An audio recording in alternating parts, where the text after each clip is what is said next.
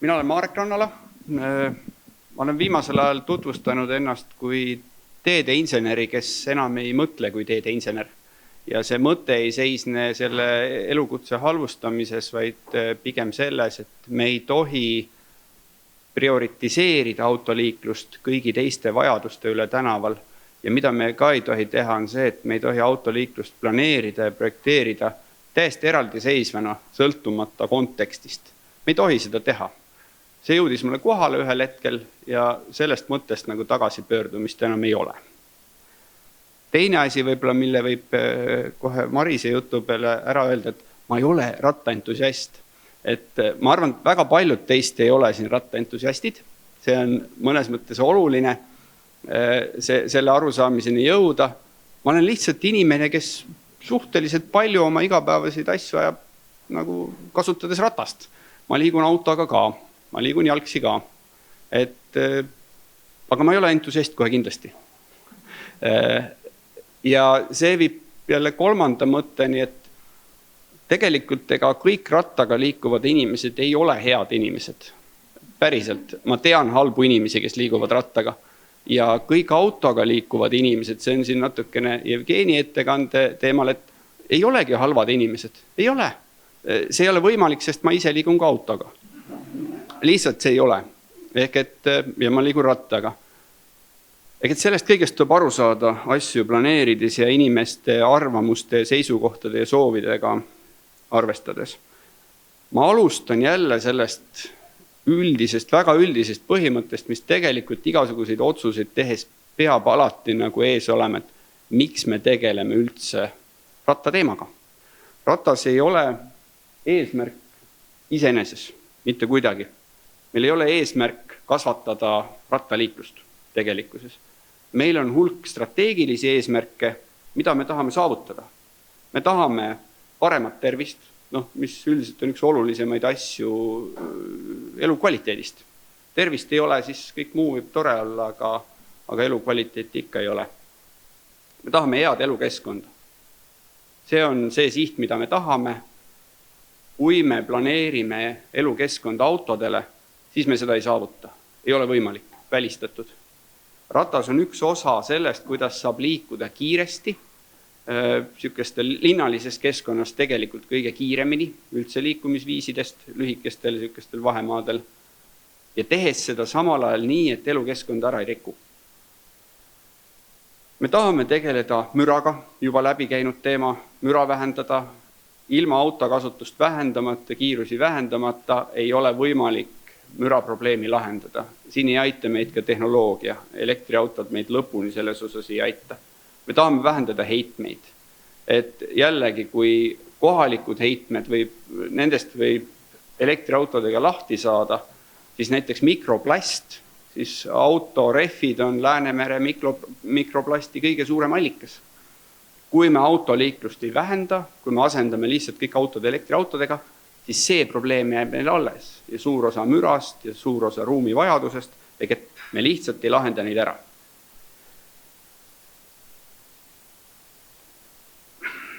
Ja kui me tahame neid eesmärke täita, siis tegelik ainuke võimalus on see, et me elanikele pakume valikuvõimalusi, kvaliteetseid valikuvõimalusi. Kui mul on võimalus valida ratas ja ma ei kaota sellega midagi, mul ei ole ebameeldiv, mul ei ole ebaturvaline, ma saan seda teha, siis on tõenäolisem, et ma selle valiku teen. Et kindlasti ei tasu rääkida alternatiividest, seda väga tihti nagu kasutatakse, aga mõtteliselt on see väga vale lähenemine, sellepärast et kõik teised liikumisviisid ei ole alternatiivid autole. Auto ei ole see normaalsus, millele me otsime alternatiive, vaid me lihtsalt tahame valikuvõimalusi. See on mõtteliselt väga oluline vahe. Ja muidugi minusuguste jaoks, kes ma pole rattaentusiast, aga olen nagu vana rattahunt, et minu jaoks ei ole neid uusi lahendusi vaja. Mina saan hakkama, mul on tegelikult Piritalt kuni kesklinnani Tallinna kõige parem rattainfra üldse, keegi ei saa midagi vastu pakkuda, sest kodu ukse eest on Lillepki park ja siis edasi tuleb Pirita tee ja siis Reidi teed, nii et kuhugi Jõe tänava kanti nagu kellelgi pole 100% nii head teekondega mul.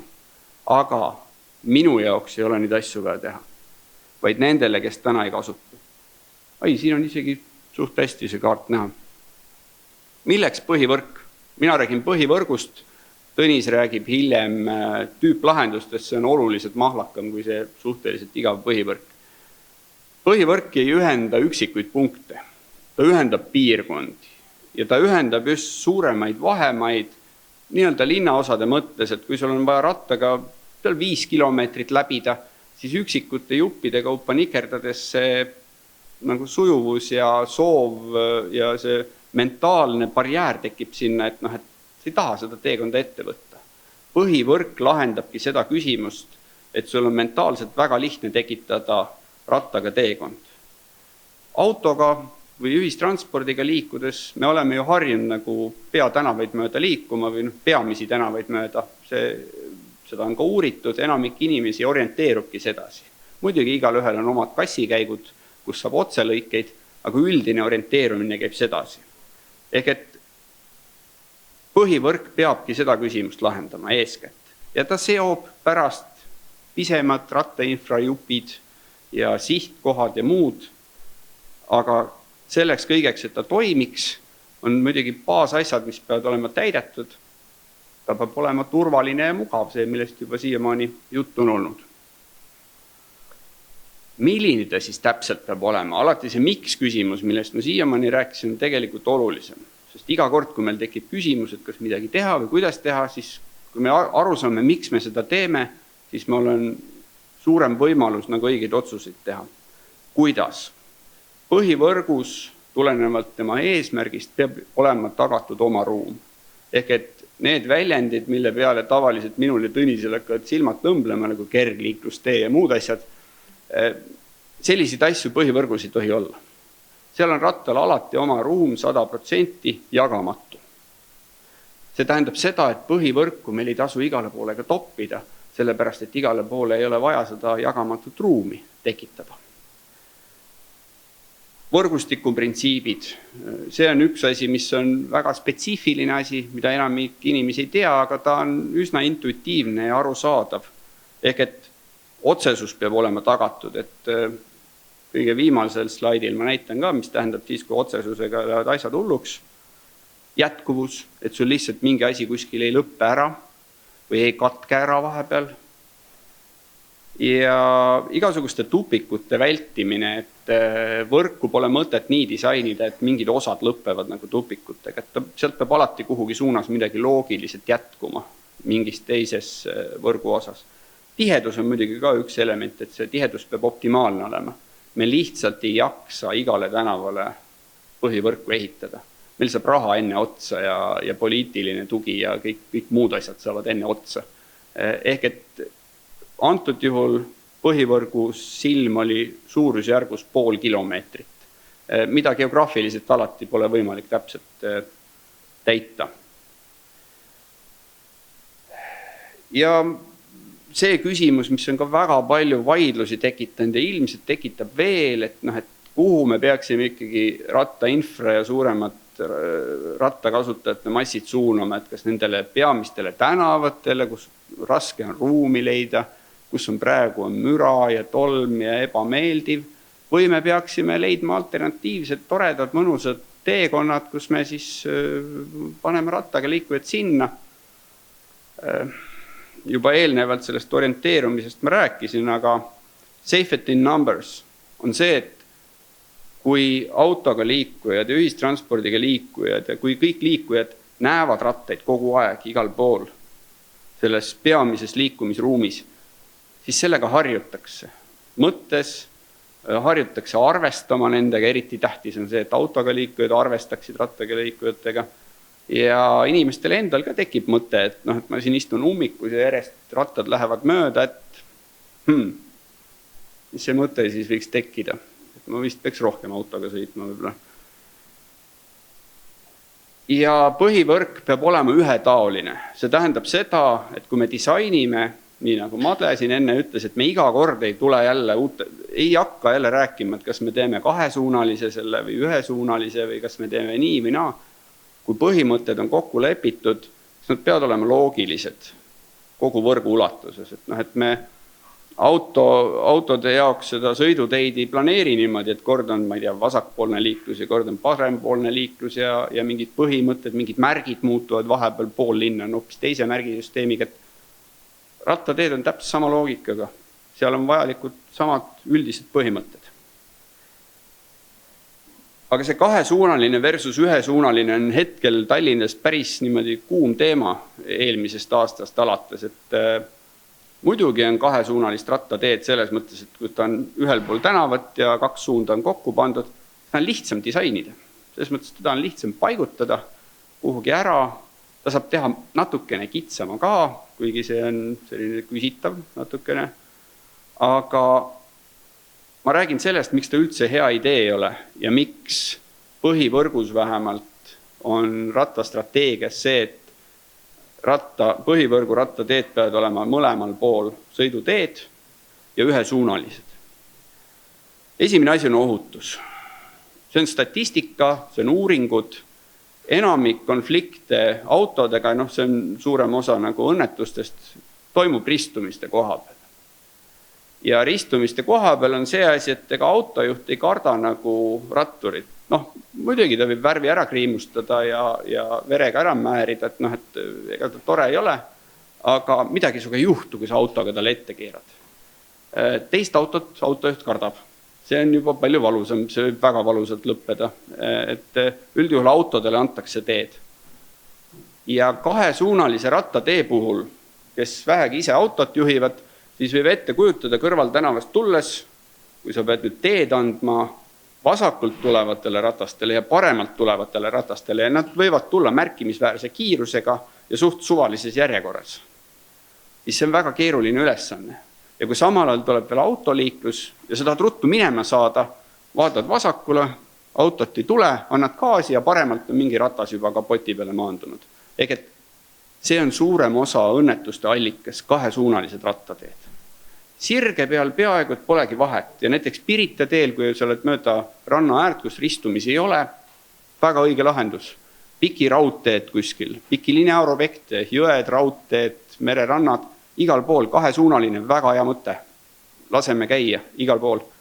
Niipea, kui me oleme linna keskkonnas, kus on ristumised, kõik see tore asi läheb käest ära. Ja muidugi, kui me vaatame projekte, siis sirge peal jälle asi on ilus, aga kui me vaatame ristumisi, siis seal selle lahenduse disainimine, täielik peavalu ja muidugi siis, kui see asi ehitatakse valmis, kui siis rattaga sinna ristumisele jõuad, siis on ka see, et intuitiivselt ega sekundiga hoomatavat ei ole seal midagi. Ta on väga keeruline.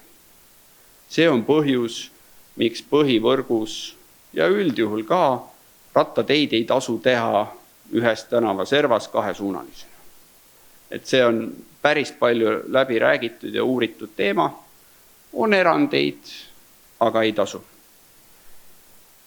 Ja muidugi otsesus, kui siit hakata kõige paremat näidet otsima, siis kui Ahtri tänavalt sõita Pirita poole, siis ühel hetkel tuleb selle Ahtri tänavast minna nagu Reidi teele üle, siis selle ristmiku ületamine rattaga võtab kuskil 3-4 minutit aega. Selleks, et jõuda selle kahesuunalise rattatee peale, mis on Reidi tee ühes ääres. Teises suunas on täiesti okei. Mida rohkem me selliseid üleminekuid ja erandeid teeme, kui mul üldine teekond koju vanalinnast näiteks võtab kuskil 20-25 minutit, siis 4 minutit sellest on juba päris nagu suur protsent 20 minutist, viiendik. Et lihtsalt passida sellepärast, et see lahendus ei ole väga läbi mõeldud. Nüüd selle üldise osaga tahaks nagu lõpuni jõuda, et tegelikult te tahate kuulda seda, et mis ma arvan või mis ma ütlen selle kohta, mis järgmistel aastatel peaks ellu viidama. See üldine teema, millest Made rääkis, millest Jevgeni rääkis, ei mäleta, kas Maris rääkis ka, kiirus. See lahendab meil nii palju probleeme ära tegelikult. Tõnis räägib sellest ka, aga mina ei saa ka mainimata jätta, sellepärast et terves Euroopas vaikimisi ja ka maailmas ei ole ainult kampaania teema, vaid on päris uuringute ja otsuste tase, et kui suurlinnad vaikimisi kiiruse ka põhitänavatel, ka põhimagistraalidel kehtestab 30, siis selleks on põhjus. See ei ole lihtsalt mingisugune kellelegi meeldimine või mingisugune, ei oskagi öelda, mis ideed võivad teised veel olla. Sellega lihtsalt lahendab nii palju küsimusi ära. Alates mürast, liiklusohutusest, ruumivajadusest, kui lai peab sõidurada olema siis, kui on 50 kilomeetrit tunnis või 30 kilomeetrit tunnis, sealt leiab ruumi, kui on näiteks 6 sõidurada. Tallinnas on päris piisavalt neid kohti. Sealt me leiame ühe rattarajajagu ruumi mõlemasse suunda, kui me vähendame lihtsalt kiirusi. Ja muidugi rattaga liikuja puhul on see, et autoga liikuja jaoks ei ole see ruumi kvaliteet väga tähtis. Lihtne tõestus on see, kui te vaatate Laagna kanalis Bauhausi silti, siis 70 autoga liikuja jaoks tuleb see Bauhausi silt teha lõõtsabussi suurune. Ta tähelepanu võime autoga liikujal on lihtsalt nii kehva. Täpselt sama suur lõõtsabuss, kui te ei usu, minge mõõtke üle. Ehk et rattaga liikuja on peaaegu sama nagu jalgsi liikuja. Ta kogeb seda ruumi kõigi meeltega, kõigis mõõtmetes. Seega ruumi kvaliteet on oluline ja kõik need elemendid, millest ta koosneb, need on ka olulised. Minu arust päris hea plaan ja eriti kesklinna läänepoolse suuna osas, sest meil just seal kesklinnast lääne poole on praegu ühendustest puudus, aga mõned detailid on ka, mille ma teeksin teistmoodi. Esimese asjana prioriteedid. Kui me midagi teeme, siis see, millest ma alustasin, miks ma alati alustan sellest pikast ja igavast jutust, et miks me asju teeme. Selleks, et saavutada oma eesmärki, peame me saavutama võimalikult suure rattakasutajate hulga. Kui me seda ei saavuta, siis me eesmärki ei saavuta. Ehk meie eesmärk ei ole rajada rattainfrat. Meie eesmärk ei ole isegi saada rattakasutajaid, vaid oma eesmärkide täitmiseks peame me saama rattakasutajaid võimalikult palju ja selleks, et neid saada, peab olema hea võrgustik. Ja mis need võimalused on? Me saame analüüsida, et millised lõigud, millised segmendid, millised teekonnad on kõige mõjusamad. Per euro, kui palju me sellega meelitame kasutajaid juurde. Teine võimalus on see, et kus täna on keskkond väga halb, teeme selle heaks. Selle asemel, et minna sinna, kus on täitsa okei, et läheme sinna on lihtne teha, teeme seal paremaks. Aga tegelikult see mõju on väike, sest seal oli juba enne suhteliselt okei liikuda. Et Pirita tee upgrade ma nagu ei soovitaks väga. Seal on 2 alternatiivset võimalust ja mõlemad on väga head. Ja muidugi on remonti minevad tänavad, mis on aru saada. Ega tehnika vajab või selline maa-alune asi vajab ka uuendamist ja kui teekate on ära kulunud, siis seda on ka vaja remontida. Aga siis me peame ka aru saama, kus see potentsiaal on. Kui see eelmine info oli 2012 Endomonda kaardistusest, ma ei tea, kas siin on keegi, kes tol ajal selles osales ka. Ikka mõni on. Et ega meil sarnast infot värskemat ei olegi. See on ka päris nagu kurb teadmine. Hea uudis on see, et ega meil ei ole täpselt vaja ka sellist infot, sest me potentsiaale saame arvutada ilma reaalset kasutust nagu mõõtmata, aga igasugune lisainfo on muidugi otsuste tegemisel abiks. Ja sellest samast kaardistusest me teame seda, mida teavad tegelikult kõik maailma linnad. Rattapotentsiaal on kõige tugevam 2-3 kilomeetrit teekondadel ja hakkab ära kukkuma alles sealt võib-olla 5-6-7 kilomeetrit teekondadel. Aga sinnamaani on nagu väga tugev potentsiaal. Minul siia oli 7 kilomeetrit, ma ei tea täpselt, aga umbes niimoodi. Ja ta niimoodi sellise riietusega võtab mingi 35 minutit sinna kanti, et väga tore on. Aga muidugi Pirita teel on alati tuul vastu, ükskõik mis ajal, ükskõik mis kell, et väikse varuga tuleb alati tulla. Mõnes mõttes ongi hea, et see kaart on udune, sest see on võrku sisenemise potentsiaali arvutus ja see lähtub elukohtade tihedusest, ja kõigist avalike pindade tihedusest. Ehk et iga 50 meetri tagant üks punkt tänavas, kui palju selle läheduses on elukohti, töökohti, kõiki asju, mida inimesed külastavad. Ehk et kui asju on lähedal palju, siis inimesed tõenäoliselt sealt punktist stardivad. Ja kui me siis oletame, et nad võiksid ratast ka kasutada, siis seda pidi arvutades me saame potentsiaalid hele tumedusega, mis näitavad, kuhu kõige rohkem oleks vaja tegelikult rattainfrat ehitada esmajärgus, kus ta kõige rohkem mõjub. Ja see ei ole ilma asjata, et minu arust Pirita oligi rattastrateegias kõige viimane prioriteet enam-vähem. Ma ei tea, mis ma oma inimestele ütlen, aga ta on nii kaugel. Ja see potentsiaal on nii hajus, et iga euro, mis me paneme Pirita rattainfrasse, see toob neid kasutajaid 1-2 käe sõrmedel juurde. Iga euro, mis me paneme südalinna rattainfrasse, see toob rohkem kasutajaid kui siin saalis iga tänava kohta. Et see ongi see peamine mõte.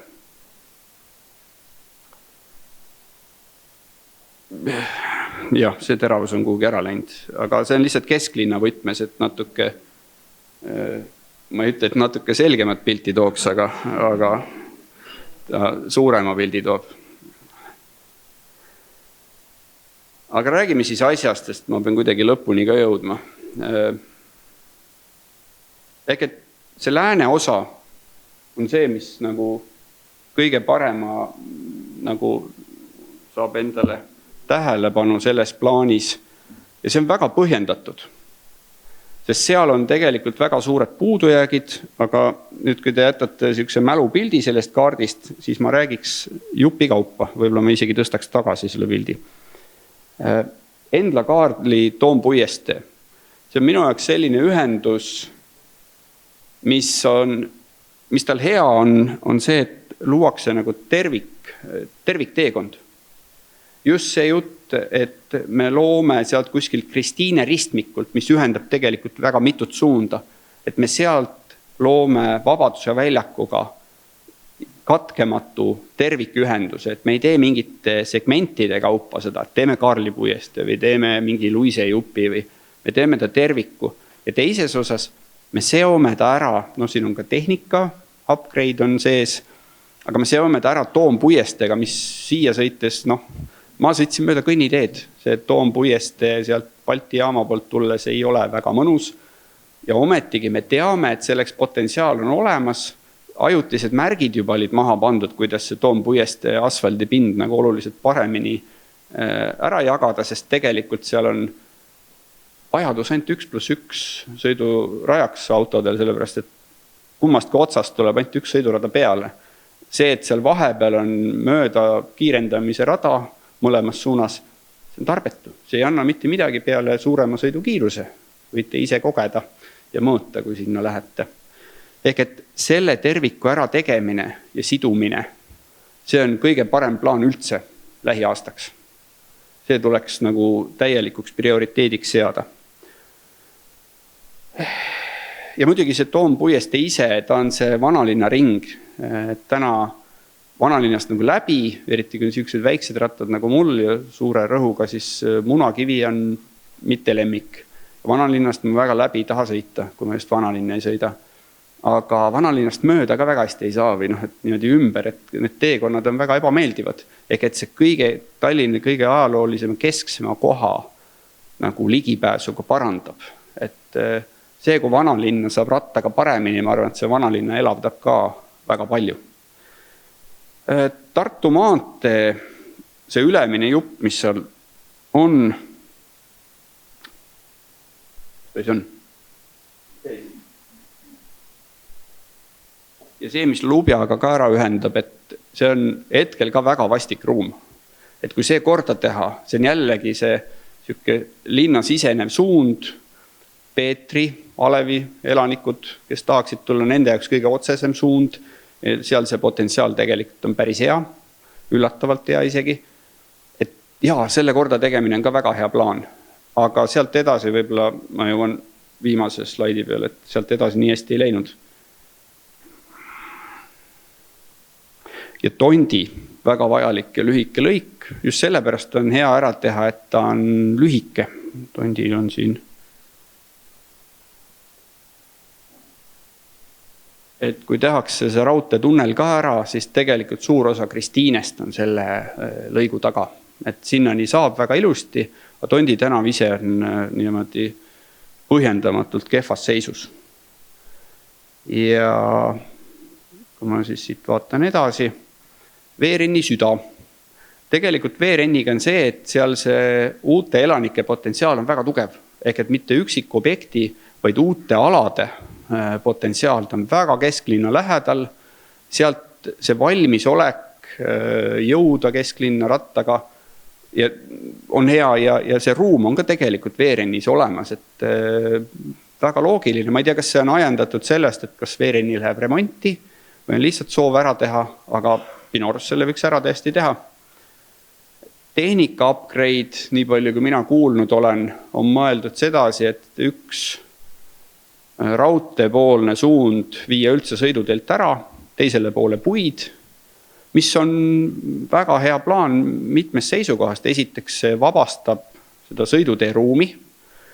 Üks väike terminoloogiline asi veel, mis on, ma arvan, Tõnisiga koos, me tahame seda iga kord rõhutada, et autoteid ei ole olemas. On sõiduteed. Isegi ametlikult autoteid ei ole mitte kuskil üheski terminoloogias olemas. Miks see oluline on? See tähendab, et ratas on sõiduk ja rattal on täiesti võrdväälne õigus liikuda sõiduteel. Kui me räägime autoteedest, siis see oleks nagu autodele mõeldud tee, aga kuna seda terminit pole olemas, siis on ta ka terminoloogiliselt, aga ka mentaalselt vale lähenemine.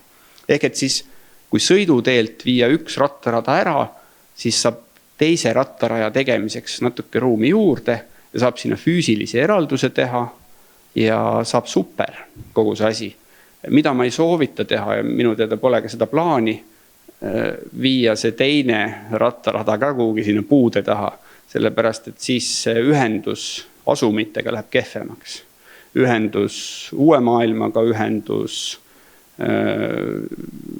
selle Sibulaküla, Kassisaba, kogu see piirkond, et praegu on niimoodi, et kui selles põhja suunas nagu liikuda, siis neid pöördeid sinna asumisse on väga lihtne teha, siis enam ei oleks. Et siis see pigem halvendaks olukorda. Ja Kotka on ka selline lugu, et Väike Ameerika oli ka veel. Väike Ameerika on siuke tänav, et seda kasutatakse, ta on ühesuunaline mingis osas. See tuleks lihtsalt korda teha, ära rahustada, ristmikud ära tõsta ja ühesuunalisse lõiku panna see contraflow, mis tähendab, et vastassuunas ratta jaoks on oma rada, aga pärisuunas ei pea olema. Ehk et Väike Ameerikasse otseselt puudub vajadus teha põhivõrku täielikult omas ulatuses. Seda võib teha, see sisuliselt tähendab sealt tänavalt parkimise kaotamist, et seda võib kaaluda. Kõige olulisem sõnum on see, et Väike Ameerika ei asenda seda, et Suur Ameerikas tegelikult rattainfra puudub. Teekonnana on Suur Ameerika olulisem.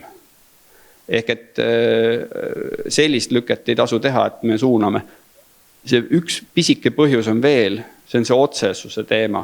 Et kui ma tahan näiteks tulen rattaga Liivalaiast ja tahan jõuda Kristiine keskusse, siis kui me teeme Väike Ameerika põhivõrguks, siis ma peaks sealt superministeeriumi eest mingi haagi tegema 100-meetrise ja siis jõuan tehnikani ja siis ma pean tegema mingisuguse 300-400 meetrise haagi, et jõuda sinna.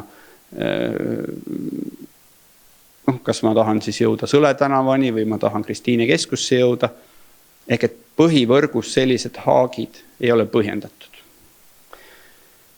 Ja Kotkaga on see asi, et kui ta remonti läheb, muidugi tasub ära teha. Selles mõttes, et ei ole küsimust. Lihtsalt ta ei ole nagu kasutuse mõttes prioriteet. Paljudel inimestel on, kindlasti keegi vaidleks mulle vastu, aga ülelinnaliselt ta ei ole prioriteet. Aga kui remonti läheb, muidugi, tehke ära. No ja viimane slaid, lastekodu. See on tüüpnäide, kuidas asju mitte teha. selles mõttes ma ei ütle seda, et ärge tehke lastekodu tänavat korda ja heaks tänavaks. Ei, see ei ole see sõnum. Lastekodu tänav ei saa olla põhivõrgu osa. Kui me mõtleme seda, et tuled ülevalt sealt, siis tehakse see ülemine lõik korda Tartu maanteel, tuled sealt ilusti mäest alla, siis selleks, et rattaga edasi liikuda, pead sa liikuma 100 meetrit vasakule. No, mis seal ikka lähed siis sinna lastekodu tänavale, ilusti põhivõrk ja väga pidulik ja kõik ja sa väntad edasi ja ühel hetkel oled Liivalaia tänava ristis ja mõtled, et mis siit nüüd edasi saab, ehk et jätkuvus. Sealt sellest lastekodu tänavast ei lähe mitte kuhugi. Isegi selleks, et Liivalaia tänavas jätkata, on vaja kuhugi poole kõigepealt liikuda, et saaks üle tänava. Sest lastekodu tänava koha peal ei ole sihukest ristmikku ega muud võimalust ja ei teki ka. Ehk et see ei tohiks olla põhivõrgu sildi all ja ei tohiks olla prioriteet. Kui ta läheb remonti, jällegi, kuna ta on ühesuunaline, siis tasub sinna contraflow teha. Kuna ta on rahustatud tänavate ja elanike vahel tänav, siis pärisuunas saab seal rattaga suhteliselt hästi ja autoliiklusega ruumi jagatud, vähemalt mingis osas lõigus ja saab lihtsalt ilusa tänava. Sest muul juhul, kui me hakkame selliseid haake tegema vasakule paremale, siis see Kopenhaagenasi karikatuur näitab seda päris hästi, kuidas me viimased 50 aastat ja eeskätt, kuidas teede insenerid viimased 50 või rohkem aastat on tänavaid planeerinud, et kui me seda jätkame, siis me eesmärkideni ei jõua. Aitäh!